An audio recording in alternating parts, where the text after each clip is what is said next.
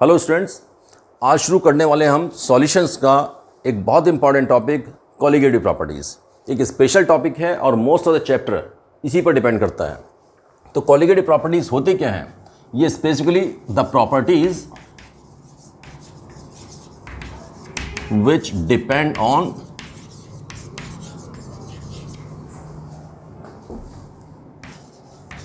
The number of particles and not on their nature। Means ये properties depend करती है number के ऊपर, ये आपकी नेचर के ऊपर डिपेंड नहीं करती हैं। यहां पर चार प्रॉपर्टीज आपकी पढ़ते हैं आप इसमें।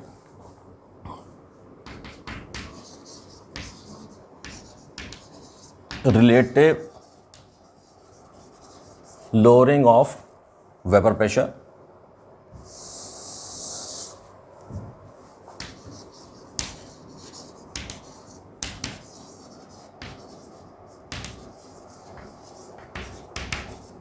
दूसरा आप कहते हैं elevation in boiling point,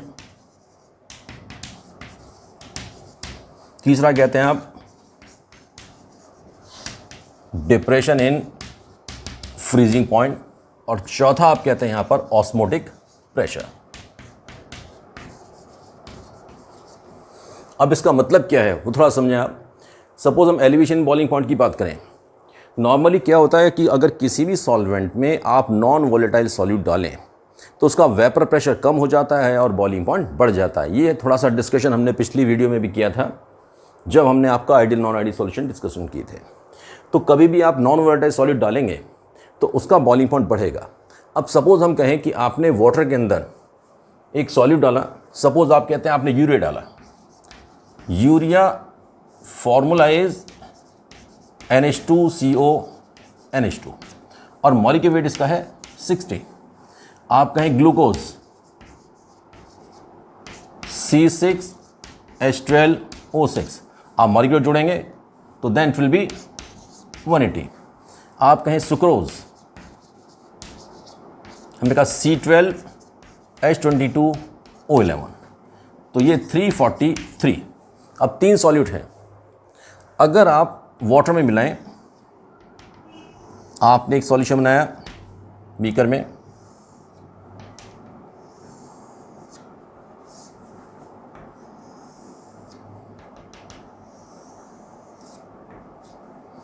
suppose आपने 100 ग्राम वाटर लिया तीनों केसेस में,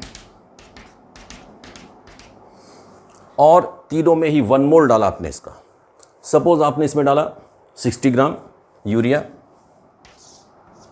ग्लूकोज आपने इसमें डाला, सुक्रोज इसमें डाला। दिस इज 1 मोल 1 मोल 1 मोल। अब देखिए वेट तीनों का अलग अलग है लेकिन 1 मोल है, क्योंकि weight equal to molecular weight. अगर आप 60 ग्राम ले लेंगे तो 1 मोल हो जाएगा, 180 ग्राम ले लेंगे तो 1 मोल हो जाएगा, 343 ग्राम ले लेंगे तो 1 मोल हो जाएगा। किसी भी सब्सटेंस का अगर वेट उसके मॉलिक्यूलर वेट के इक्वल हो तो ये मोल हो जाता है आपका। और मोल के अंदर नंबर ऑफ पार्टिकल कितना होता है?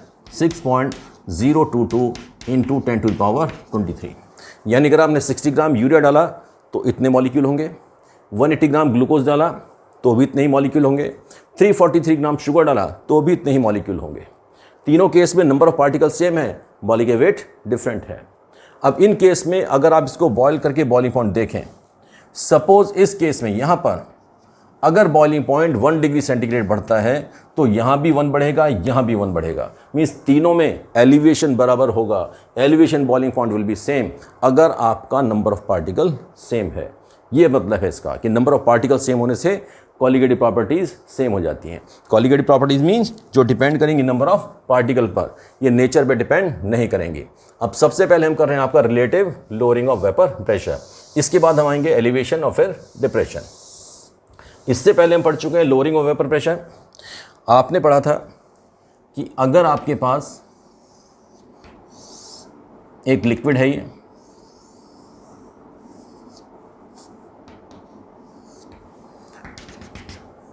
लिक्विड की वेपर्स बनती हैं, वेपर्स से फिर आपका लिक्विड बनता है, ये इक्विलिब्रियम में हो जाते हैं। ये पिछली वीडियो में आप देख चुके हैं सारा, vapour pressure, partial pressure. Vapours जो प्रेशर लगाती हैं इसके ऊपर, that is called vapour pressure. अब इसमें एक चीज़ और हमने डिस्कशन किया था कि इंपॉर्टेंट पॉइंट है कि जब आप नॉन वॉलेटाइल सॉल्यूट डालते हैं तो नॉन वॉलेटाइल सॉल्यूट डालने पर solute particles they are equally distributed through the solution, पूरे सॉल्यूशन में इक्वल बराबर डिस्ट्रीब्यूट हो जाते हैं और कुछ पार्टिकल उसके सरफेस पर भी आ जाते हैं।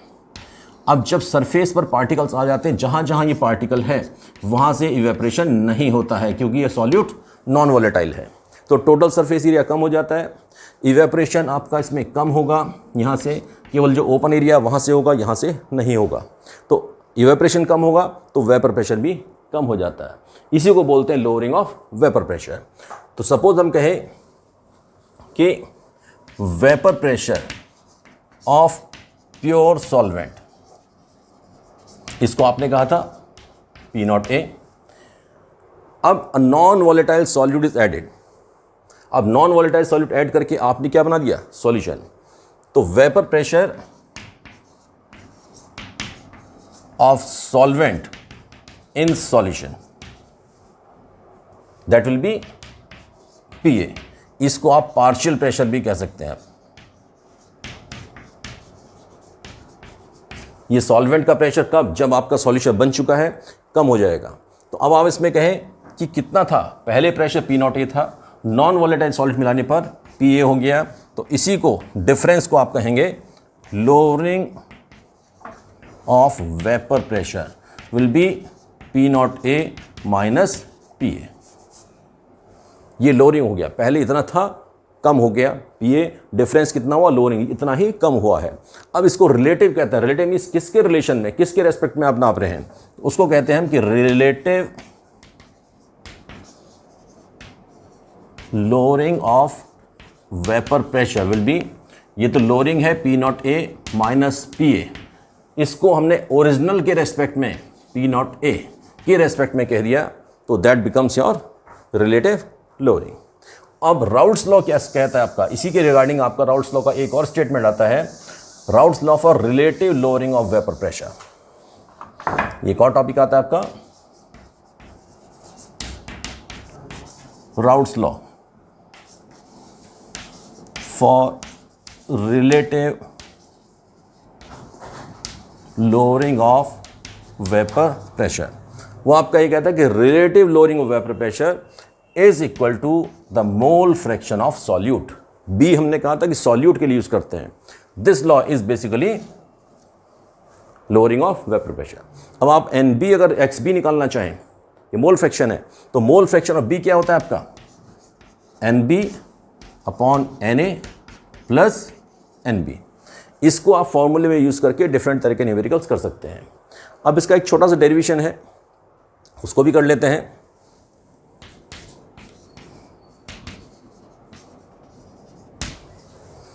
हम कहते हैं कि एक सॉल्यूशन था, उस सॉल्यूशन में वेपर प्रेशर प्योर सॉल्वेंट का P0A है, हमने उसके अंदर नॉन वॉलेटाइल सॉल्यूट डाला, नॉन वॉलेटाइल सॉल्यूट डालने पर वेपर प्रेशर PA हो गया, तो P0A माइनस PA ये हो गया आपका लोअरिंग ऑफ वेपर प्रेशर। अब इसको आप एक पहले पढ़ चुके हैं राउट्स लॉ में कि PA is equal to P0A XA, ये राउट्स लॉ पढ़ चुके हैं आप।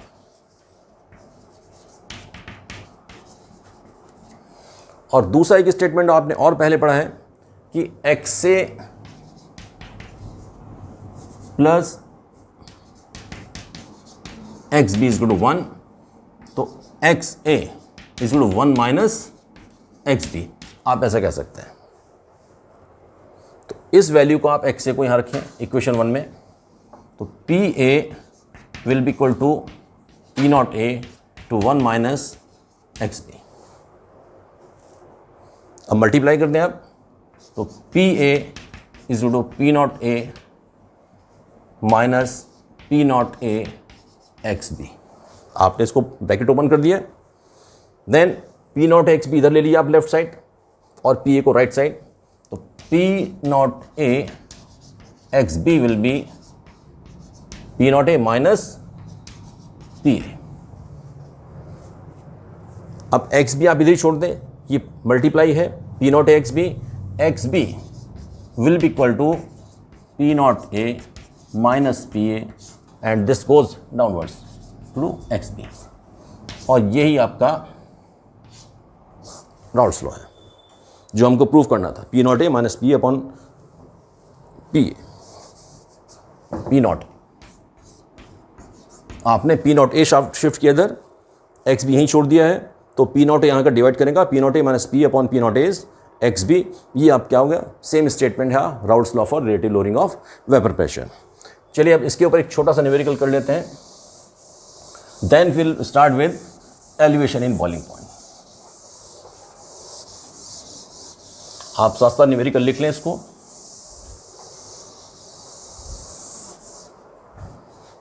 The vapour pressure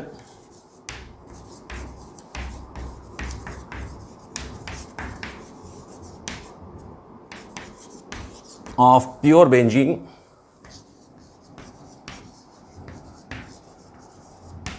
at certain temperature। अब न्यूमेरिकल में इसमें आप कुछ भी लिख दें, 273 है, 273 है, 293 है, 373, कुछ भी लेकर आप चलें, टेम्परेचर का कोई इफेक्ट नहीं आया कहीं भी आपका इसमें। टेम्परेचर कुछ भी दिया जा सकता है। Is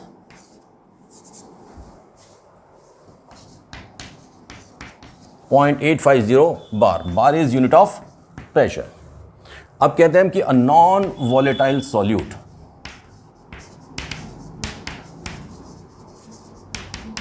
is added. Okay, solute weighing, उसका वेट हमने दिया आपको 0.5 ग्राम। इतने वेट का हमने डिजोल्व किया, is added to 30 gram of benzene. आपने 30 ग्राम में डिजोल्व किया। अब बेंजीन मॉलिक्यूल वेट निकाल सकते हैं। बेंजीन का मॉलिक्यूल वेट इज 78 और मॉलिक्यूल वेट हमेशा ग्राम पर मोल लिखा जाता है। आप जोड़ के भी निकाल सकते हैं, ऐड करके निकाल सकते हैं। बेंजीन C6H6, कार्बन का होता है 12 into 6 plus hydrogen 6 into 1, total आपका 78 आएगा, टोटल भी 78। अब आपने बेंजीन में डाला 30 gram benzene, the vapour pressure is found to be, अब वेपर प्रेशर कम हो गया आपका 0.845। then calculate molar mass। अब आप आंसर जब शुरू करेंगे, सबसे पहले देखें कि क्या दिया हुआ है। The vapour pressure of pure benzene, pure benzene is pure solvent, तो हमेशा क्या होता है, this is P not, and P not of benzene given is how much, 0.854 बार। अब आपने इसमें डाला नॉन वॉलेटाइल सॉल्यूट वेइंग 0.5 ग्राम। अब वेट ऑफ सॉल्यूट है तो इट विल बी WB। कितना दिया आपको, ये है 0.5 ग्राम। कितने में डाला आपने, 30 ग्राम ऑफ बेंजीन। बेंजीन क्या है आपका, लिक्विड है, सॉल्वेंट है, तो इट इज WA इसको टू 30 ग्राम। आपने डाल दिया। मॉलिक्यूलर वेट आपका बेंजीन का इसको टू 78, और आपको निकालना क्या है, molar mass, molar mass of solute, molar mass of solute आपको निकालना है। इट मीन्स आपको क्या निकालना है, MB निकालना है। अब आप फॉर्मूला लगाएं इसी के अंदर। ये क्वेश्चन किस चीज़ का, रिलेटिव लोअरिंग का। कैसे दिखाई दे रहा है आपको कि आपने ओरिजिनल एक सॉल्वेंट था, नॉन वॉलेटाइल सॉल्ट मिलाया, सॉल्यूट मिलाने पर वेपर प्रेशर कम हो गया, कम हुआ इट मीन्स लोअरिंग हुआ, तो आपका relative lowering of vapour pressure वाला लॉ लगेगा। तो P0A minus PA upon P0A is equal to XB। अब P0A आपका कितना दिया था, 0.850, PA कितना दिया आपको हमने लिखा था यहीं पर 0.845 PA 845 0.845 upon P naught A दे दिया गया आपको 0.850 इज इक्वल टू XB। अब XB जो निकालते हैं आप मोल फ्रैक्शन, ये हम पहले कई बार डिस्कशन कर चुके हैं। जब डाइल्यूट सॉल्यूशन होता है XB is NB upon Na plus NB, NB upon Na plus NB। Dilute solution में आप इसको B को क्योंकि कम होता है नेगलेक्ट कर सकते हैं और आप लिख सकते हैं इसको NB upon Na plus NB को नेगलेक्ट कर दें मीन्स NB अपॉन Na। अब इसको आप लिखें NB upon Na means NB कितना है, नंबर ऑफ मोल किसका, सॉल्यूट का। सॉल्यूट का मोल कैसे निकलेगा, weight of solute upon molecular weight, and this is weight of solvent upon its molecular weight. अब weight of solute and molecular weight दोनों आपको दे दिए गए हैं। वेट ऑफ सॉल्यूट कितना था आपका 0.5, मॉलिक्यूलर वेट कितना है आपका, ये आपको निकालना है। वेट ऑफ सॉल्वेंट कितना है आपका 30 and molecular weight of solvent कितना है 78।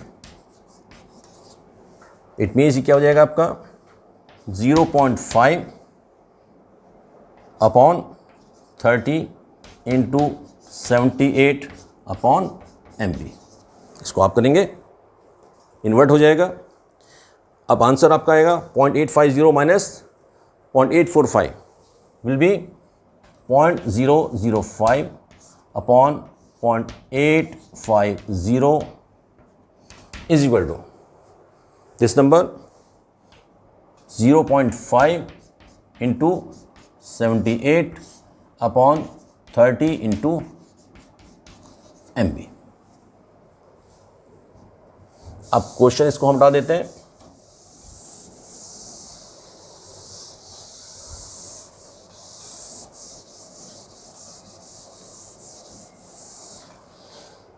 इसी को आपके लिए MB निकालना है। MB इधर ट्रांसफर करें, ये क्रॉस मल्टीप्लाई हो जाएगा। तो MB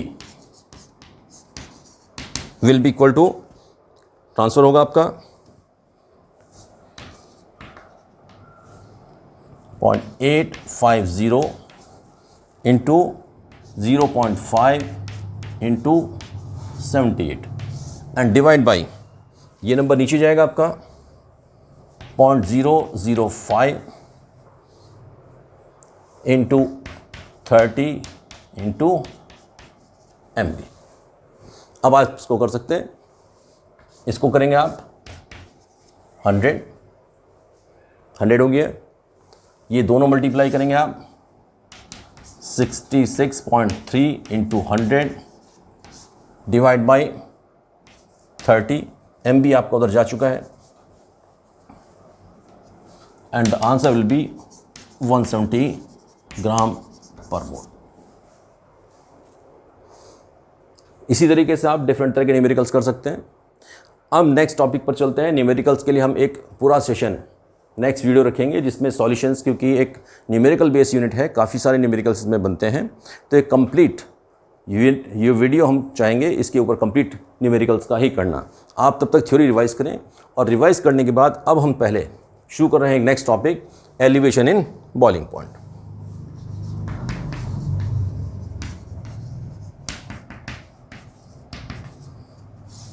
और जब एलिवेशन बॉइलिंग पॉइंट करें तो सबसे पहले आपको पता होना चाहिए बॉइलिंग पॉइंट क्या होता है।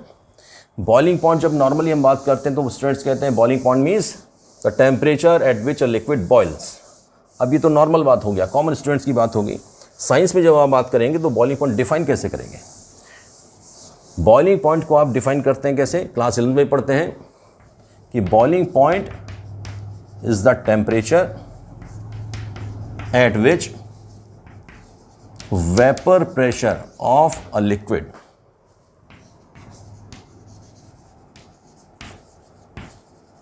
becomes equal to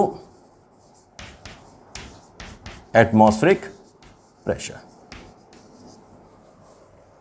अभी आप पहले पढ़ चुके हैं कि कहीं भी आपके पास एक लिक्विड है, लिक्विड को आपने छोड़ दिया, इसकी वेपर्स बनती हैं, वेपर्स जा कर के इकट्ठा होती हैं और वेपर्स का जो प्रेशर होता है वेपर प्रेशर कहलाता है, ये क्लोज कंटेनर में। अब इसी के अंदर अगर आप इसको हीट करना शुरू करें तो हीट करने पर क्या होगा कि more and more molecules will be changing into vapour. ये मॉलिक्यूल्स वेपर में चेंज होते जाएंगे और बढ़ते बढ़ते बढ़ते बढ़ते एक स्टेज ऐसी आएगी कि इनकी वेपर्स का प्रेशर बाहर के एटमॉस्फेरिक प्रेशर के बराबर हो जाएगा। तो बाहर का प्रेशर आपका बराबर हो गया तो total liquid start changing into vapours. इस वक्त टोटल प्रेशर, टोटल आपका मॉलिक्यूल सारे के सारे चेंज हो जाएंगे वेपर्स में। यही टेम्परेचर आपका कहलाता है बॉइलिंग पॉइंट। अब इस बॉइलिंग पॉइंट में आप वेपर प्रेशर और एटमॉस्फेरिक प्रेशर के क्वेश्चंस क्लास 11th में भी कर चुके हैं कि अगर suppose you have this is atmospheric pressure, this is vapour pressure, आपने इतना हीट करना है लिक्विड को कि इसका वेपर प्रेशर बढ़ते बढ़ते एटमॉस्फेरिक प्रेशर के इक्वल हो जाए। अब हम कहते हैं कि यहाँ पर when a non volatile solute is added, when a non volatile solute is added to a solvent then its vapour pressure decreases. अब वेपर प्रेशर डिक्रीज करता है, इट मीन्स ये वैल्यू आपकी कम होगी तो आपको एक्स्ट्रा हीट देनी पड़ेगी, इतना हीट आपको एक्स्ट्रा देनी पड़ेगी। तो उसी की वजह से क्या होगा, बॉइलिंग पॉइंट बढ़ जाता है कि when a non volatile solute is added to a solvent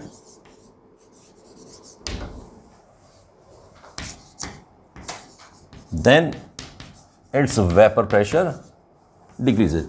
ये भी आपका रीजनिंग क्वेश्चन पूछा गया है बोर्ड में कि क्यों होता है, क्यों वेपर प्रेशर कम होता है, ये भी पूछा गया है। बॉइलिंग पॉइंट क्यों बढ़ता है, ये भी पूछा गया है। Its vapour pressure decreases and more heat has to be supplied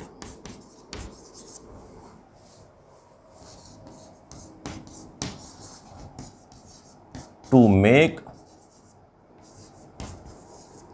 vapour pressure equal to atmospheric pressure. अब आपको ज़्यादा हीट देनी पड़ेगी वेपर प्रेशर को एटमॉस्फेरिक प्रेशर के इक्वल करने के लिए, due to which boiling point increases, due to which boiling point increases. और इसी को आप कहते हैं एलिवेशन इन बॉइलिंग पॉइंट। अब इसको अंडरस्टैंड करने के लिए एक ग्राफ प्लॉट करते हैं हम, vapour pressure and atmospheric pressure.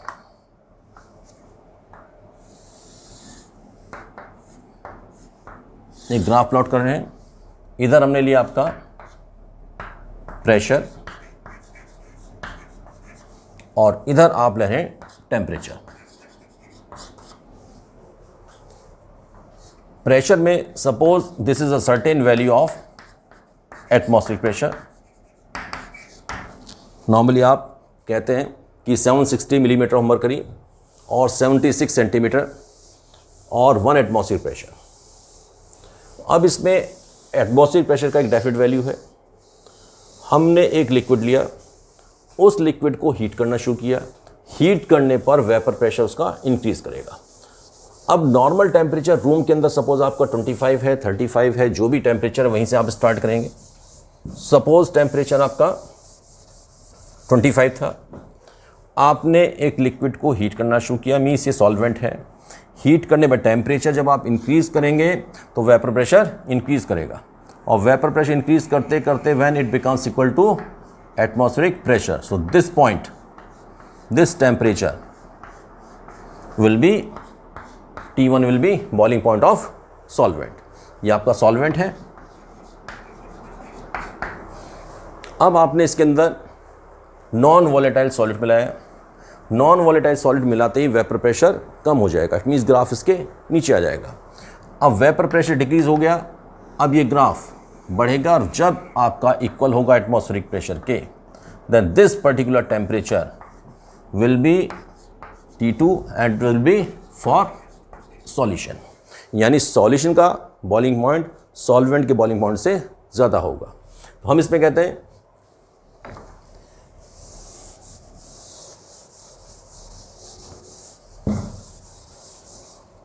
कि T1 is the boiling point of solvent when non-volatile solute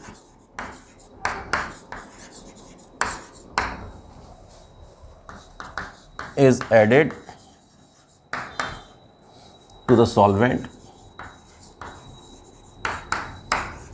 then vapor pressure decreases and solution boils at higher temperature. एक हायर टेम्परेचर बॉयल करेगा. Here it is T2. Here it is T2. तो T1 is boiling point of solvent and T2 is boiling point of solution. तो initially suppose आपने water लिया था. Water के case में water को हीट किया, हीट करके करते करते अल्टीमेट आप यहाँ पहुँचेंगे तो ये टेम्परेचर आपका 100 डिग्री सेंटीग्रेड होगा. अब आपने वाटर में सॉल्ट मिलाया, शुगर मिलाया, कोई भी नॉन वोलेटाइल सॉलिड मिलाया तो वेपर प्रेशर कम हो गया. कम होने के बाद जब बढ़ते हीट करने पर when it becomes equal to atmosphere pressure this temperature is boiling point of solution means water plus salt. अब ये बॉइलिंग पॉइंट आपका बढ़ चुका है तो T2 minus T1 will B elevation in boiling point. Elevation means कितना बढ़ गया. This will be elevation in boiling point. अब इसी एलिवेशन बॉइलिंग पॉइंट के लिए हम कहते हैं कि जो एलिवेशन बॉइलिंग पॉइंट है, हमने अभी कहा था कि ये आपका डिपेंड करती है नंबर ऑफ पार्टिकल पर. जितने ज़्यादा पार्टिकल आप ज़्यादा डिसॉल्व करेंगे बॉइलिंग पॉइंट उतना ज़्यादा बढ़ेगा. नंबर पे डिपेंड करती है और number of particle means number of mole. So this elevation in boiling point T2 minus T1 elevation boiling point और इसको हम रिप्रेजेंट करते हैं delta TB. So this delta TB has been found to be directly proportional to molality.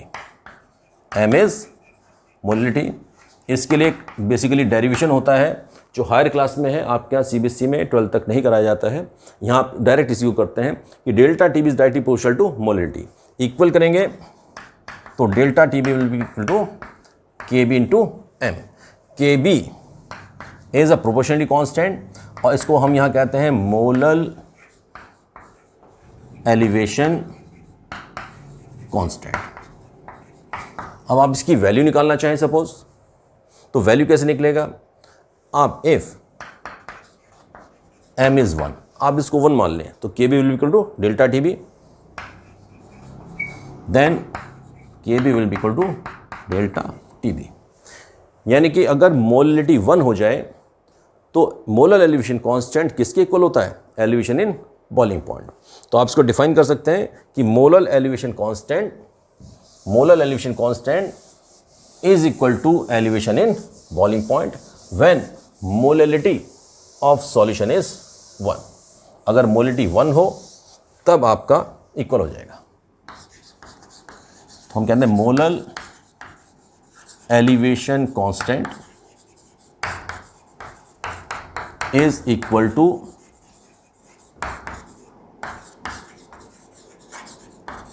Elevation in boiling point.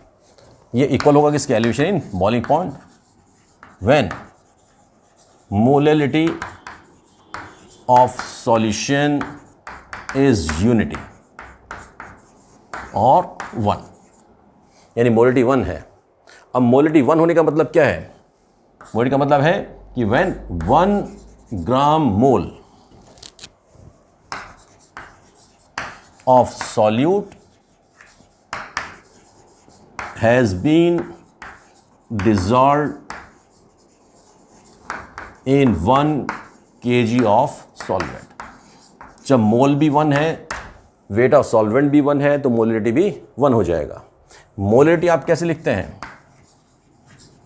देखिए molarity होता है आपका small m से रिप्रेजेंट किया था, फर्स्ट लेक्चर में हमने किया था इसको, that is equal to weight of solute upon molecular weight upon weight of solvent, और ये होता है किस में? केजी में, तो डिवाइड करते हैं हम किसको?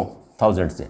इसमें ध्यान रखने वाली चीज़ हमेशा ये है कि जो मॉलिक्यूलर वेट है वो हमेशा ग्राम मोल में होगा, वेट ऑफ सॉल्यूट हमेशा ग्राम में होगा, वेट ऑफ सॉल्वेंट हमेशा ग्राम में होगा, और ग्राम वाला होगा इसको कन्वर्ट करेंगे आप केजी में, तभी आपके आंसर ठीक आएंगे। यहाँ नॉर्मल गलतियाँ जो होती हैं वो यही होती हैं कि सॉल्यूट का वेट अगर ग्राम में दिया है तो बच्चे इसको किलोग्राम में कन्वर्ट कर देते हैं MK सिस्टम के हिसाब से, ऐसा यूनिट लगाते हैं, वो आपको नहीं लगाना है। केमिस्ट्री के अंदर वेट हमेशा आप ग्राम में लेकर चलते हैं यहाँ पर। अब ये आपका molarity WB upon MB, W upon 1000। अब इसी चीज़ को आप इस फॉर्मूले में रख दें, मोलरिटी के इक्वल हो गई इज इक्वल टू M। आपने इसको उठा करके इस फॉर्मूले रख दिया, तो delta TB is equal to KB into, अब देखिए इसको आप KB इंटू M यहाँ पर रखेंगे, तो M की जगह पर रखने पर 1000 ऊपर जाएगा, तो आपका आंसर आएगा 1000 into WB upon MB into WA। अब ये वाला आपका एक्सप्रेशन यूज़ करना है न्यूमेरिकल्स के लिए।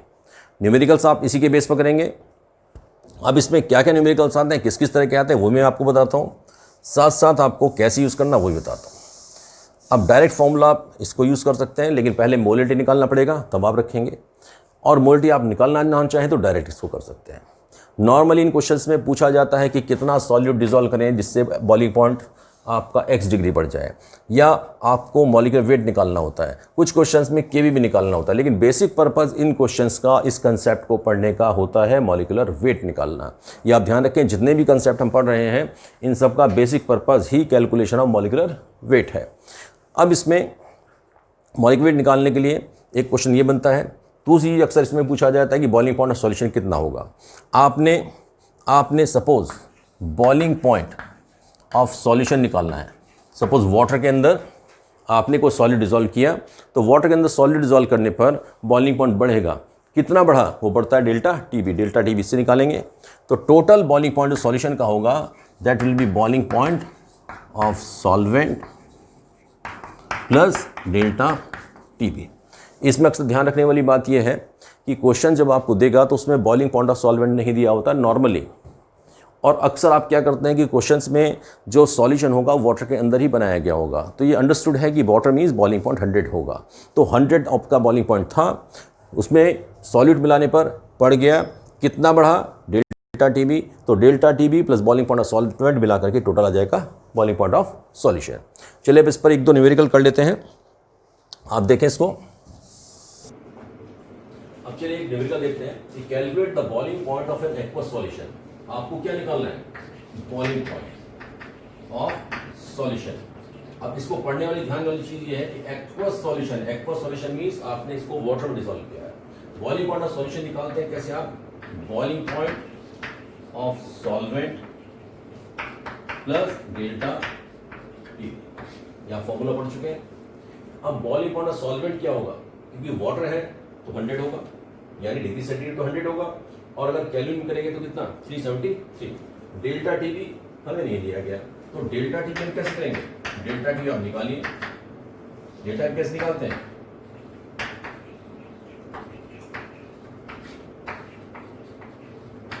ये भी आपने फॉर्मूला पढ़ा। अब KB इसके अंदर देखें, KB for water is given, कितना दिया हुआ है आपको? 0.52 into 1000 into weight of solute. Wait of solute क्या दिया? 18 gram of glucose in 1 kg of water. तो जो चीज डिसॉल्व की गई वो क्या था? सॉल्यूट। कितना है? 18 gram. Upon molecular weight of solute MB is molecular weight of solute. Solute क्या आपका? ग्लूकोज। ग्लूकोज का मॉलिक्यूलर वेट हमने भी लिखा था C6H12O6। आप निकाले 6 into 12 plus 12 into 1 plus 6 into 16। Oxygen का 16 होता है, टोटल आपका इट विल बी 180। अब ये हमने लिखा भी था थोड़ी देर पहले, upon molecule weight is 180 into WA। अब WA हमने कहा था आपको कि केजी में लेते हैं, तो अगर आपने 1 kg है तो ऑलरेडी हुई केजी है।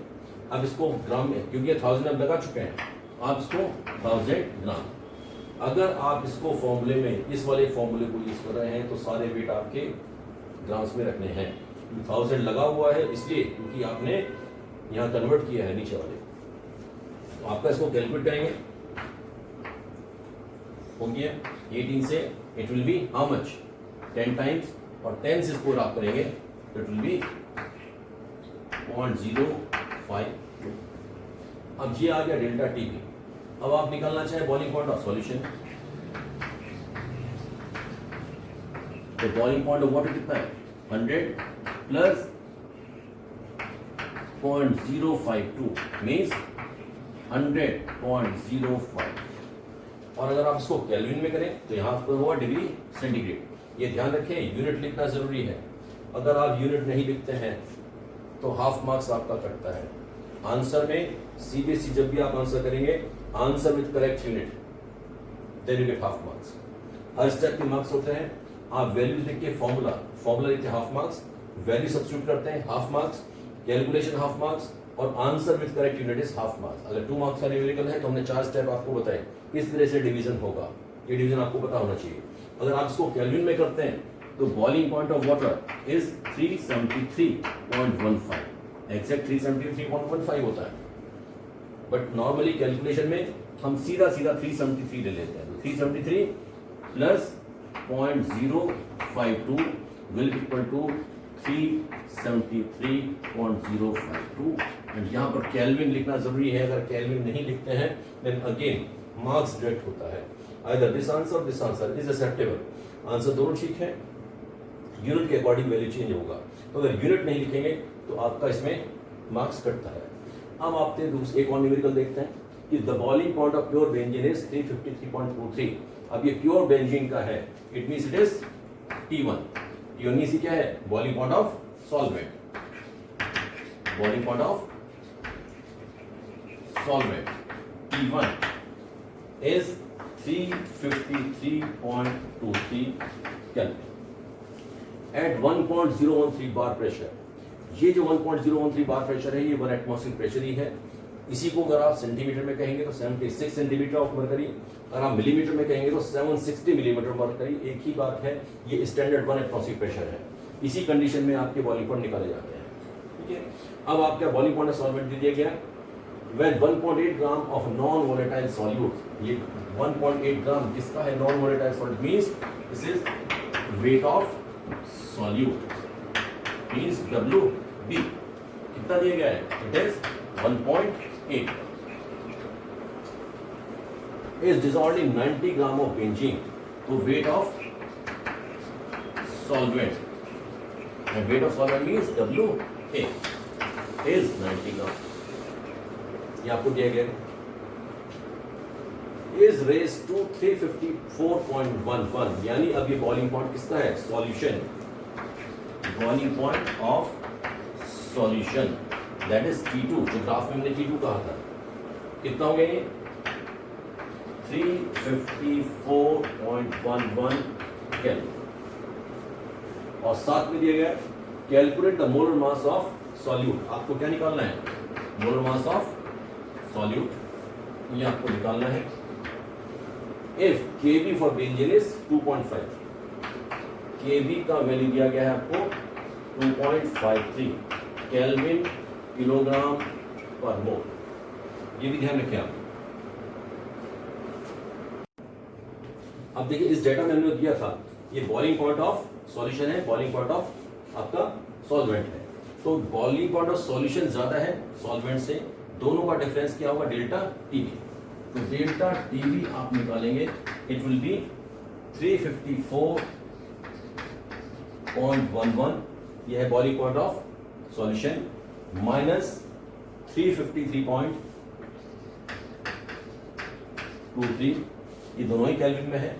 ये आपका आ गया 0.88, ये हो गया आपका एलिवेशन। अब एलिवेशन में भी एक ध्यान रखने वाली चीज़ होती है जो बच्चे न्यूमेरिकल्स नॉर्मली गलत करते हैं। एलिवेशन हमेशा एक चेंज है। बॉइलिंग पॉइंट सॉल्वेंट का इतना था, बढ़कर के इतना हो गया। डिफरेंस आपका चाहे केल्विन मिले चाहे सेंटीग्रेड मिले, ये सेम ही आएगा। अगर आप इसको जैसे वाटर के लिए आप कहें कि बॉइलिंग पॉइंट आपका 100 है, 100 से बढ़ के 101 हो गया, तो चेंज कितना है 1 डिग्री सेंटीग्रेड। केल्विन में कहेंगे तो 373 से बढ़कर कितना होगा 374, मीन्स अगर 100 से बढ़कर आपका हुआ 101 तो 100 को आप केल्विन में लिखते कितना 373, तो 373 से कितना हुआ 374। तो चेंज जो है ये delta TB that will be same in kelvin as well as centigrade. तो चेंज को कभी भी आप इसमें ध्यान रखें कि आप केल्विन में कन्वर्ट करने की कोशिश ना करें। कुछ न्यूमेरिकल्स में दिया जाता है कि delta TB is suppose 2 degree centigrade, तो बच्चे इसमें कैलकुलेट करते वक्त नॉर्मली क्या करते हैं कि 273 प्लस 2 तो 275 लिख देते हैं। तो डेल्टा टीबी आपका 275 नहीं 2 ही होगा, चाहे ये डिग्री सेंटीग्रेड में दिया है चाहे kelvin. Change is always a change, आपको केवल चेंज लिखना है 0.8। अब फॉर्मूला लगाया कि delta TB 2000 AB WB upon MB W। Delta TB हमारे पास आ गया, KB आपको दिया गया है, बेंजीन के लिए दे दिया गया आपको 2.53, वेट ऑफ सॉलिड आपको दे दिया गया 1.8 और वैल्यू रख दीजिए 1000 into 2.53 into weight of solute दे दिया गया आपको 1.8 ग्राम, ये यहाँ पर लिखा है आपने और यहाँ भी लिखा है आपने 1.8 ग्राम, ये गिवन वैल्यूज हैं, अपॉन MB मॉलिक्यूलर वेट आपको निकालना है सॉल्वेंट का सॉल्यूट का, इनटू WA यानी वेट ऑफ सॉल्वेंट, और वेट ऑफ सॉल्वेंट आपको दिया गया कितना 90। आप इसको रखते हैं। अब डेल्टा टीबी कितना आया था आपका 0.88, MB आप शिफ्ट करिए विल बी इक्वल टू 0.8 आपका इधर आ जाएगा, शिफ्ट करिए 1000 2.53 to 1.8 on 0.88 into 90। आप कैलकुलेट करें, आंसर आ चुका है, करना कुछ नहीं, सिंपल मल्टीप्लाई करिए, डिवाइड करिए, आंसर विल बी 58 ग्राम पर मोल।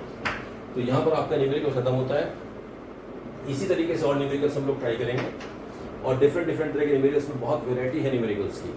इतनी वेराइटीज़ को एक साथ एक वीडियो में कवर अप करना मुश्किल है, तो वीडियो न्यूमेरिकल्स के लिए हम एक और वीडियो अलग से करेंगे। इनके बेस पर आप न्यूमेरिकल्स ट्राई करें। स्पेसिफिकली जो न्यूमेरिकल्स आपके बोर्ड में आए हैं, जो रिपीट हुए हैं, उन न्यूमेरिकल्स को आप करने की कोशिश करें, and definitely will be able to solve all the numericals. आप सॉल्व कर पाएंगे, आई होप सो। अगर ये वीडियो आपको पसंद आया हो, टॉपिक समझ में आया हो, तो आप इसको लाइक करें, शेयर करें, सब्सक्राइब करें। Thank you, God bless you.